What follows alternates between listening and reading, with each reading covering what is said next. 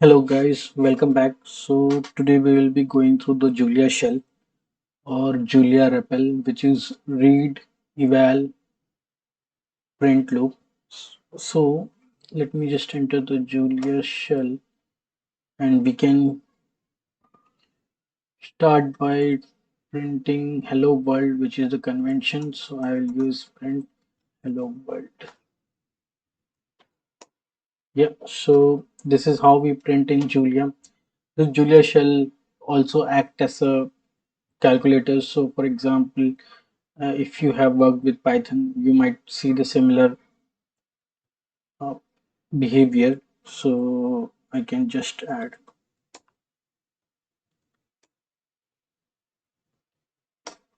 yeah, this is division, and then if I use, okay, it's question mark, it's not acceptable to, whereas this is mod operator.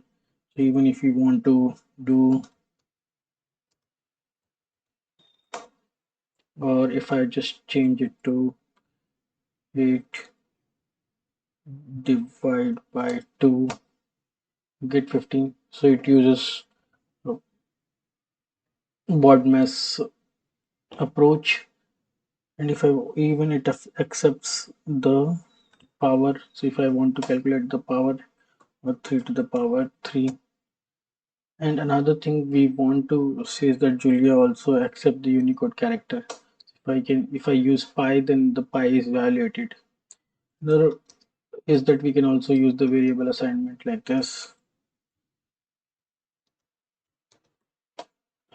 So yeah, this is how it works. So for now, another important thing is to understand the type of operator. So what is the type of A? It is int64. So if I use x equals z equals to, or x equals to 30 14.0, then let's see what its type of access. It's float 64. Or if I do equals to string like hello world, then what is the type of operator of A? So it doesn't accept in Python, it is type, and here it is type of string. So we can reassign the variable as well. So you can see like A earlier hit here, A was 12, and here it is hello world. So we'll go to the variable assignment in detail in next chapter.